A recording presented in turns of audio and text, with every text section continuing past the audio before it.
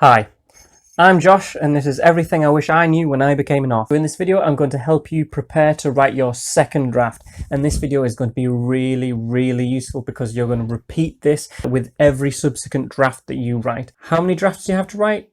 Well, it's completely up to you. Okay, so you've finished your first draft or your vomit draft or your zero draft, and then I suggest you take a break. I would suggest about 2 weeks not looking at your book at all so that you can come back to it with completely fresh eyes. Okay, so the first thing you want to do is print your manuscript out. Quick reminder, your manuscript is your completed first draft, but it's not gone through all the revisions yet. You want to print it out because you're going to write all over this thing. We're going to underline, we're going to take notes, we're going to write in the margins, we're going to highlight it. Make sure that you put page numbers on it. Most computer word processors can do that automatically for you, because if you move pages around, or God forbid, if you drop it, it's going to be a nightmare and you won't remember where everything goes. Also, I think printing it out really helps look at it as something fresh. You'll get a sense that it's something real on paper, printed, but also that it's something different than the thing you've been staring at on the computer screen every single day, because anyone who's had to write an essay for class or anything like that knows that it's so easy to miss all the mistakes because you're so familiar with it. While you're looking at your manuscript and making notes, completely ignore the spelling, the punctuation, and the grammar. Think about it this way: if you're going to take a bunch of pages out, or you're going to insert new ones in or move them around, it doesn't really make sense to correct all those spelling mistakes and things now if they're going to change completely. Things you want to look for are the things that people would describe to each other if they were describing the book. You wouldn't tell anybody about the grammar and things like that in a book. You would tell them about the character, the story, and the setting. Read through the whole book with a pen or a pencil and a highlighter. Don't make changes yet, because we want to focus on what the book as a whole is like, rather than editing each chapter or each scene, because we want them to flow, we want them to have the same voice, and so on. Look out for plot holes, underdeveloped characters and settings, and then just general weaknesses, things that can be improved if you move them around or add things or take them away. How is the pacing?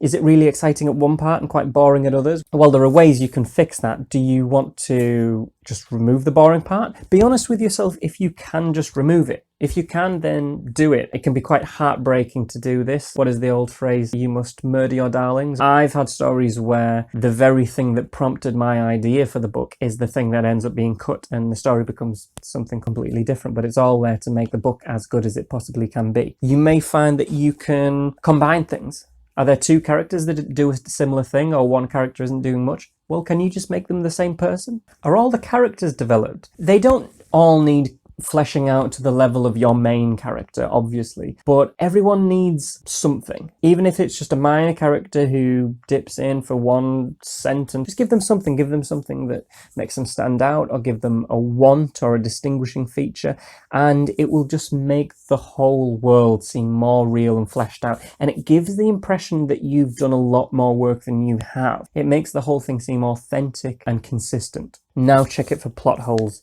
Believe me, there will be things that you will slap yourself over the head and say, how could you have done something so stupid? We all do it. In the book that I'm writing now, I realize that I have a character who loses their phone. They have it stolen in one scene, and in the next scene he's texting someone. You do miss these things, and now it's the time to think about, well, how can you resolve them?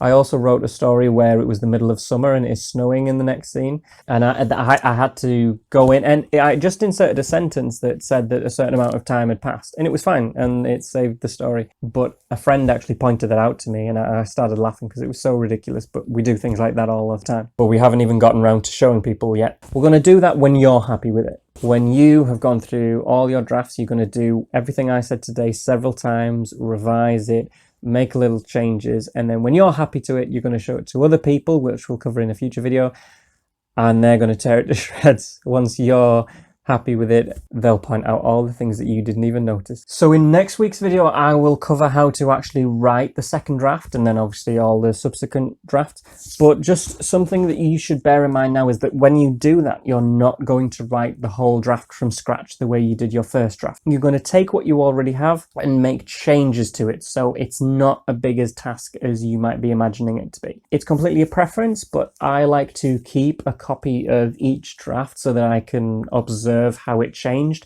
and then also if I realize I've made a massive mistake, I can go back to it. When you're writing that first draft, you're still working out what the story is, and now is the time that you can start to answer those questions, and you can make decisions with a bit more authority and a bit more insight and judgment. So when you write that first draft, you're working out what the book will be, and now we're making it good. Not perfect, because as I say, there are going to be lots and lots of drafts, but we're going to make it better, a little bit better each time. And I've said it before, but if you think about your favorite book, you haven't seen the first draft. You haven't seen all the notes that go over it, and yours is no different. Okay guys, so that was the episode on taking notes on your first draft. As I say, next week we will talk about writing your second draft. Thank you for watching. Give the video a thumbs up if you enjoyed it. That tells me and it tells YouTube that you want to see more videos like this. Hit the subscribe button if you want to see next week's video, and that will pop up in your subscribe feed. Happy writing.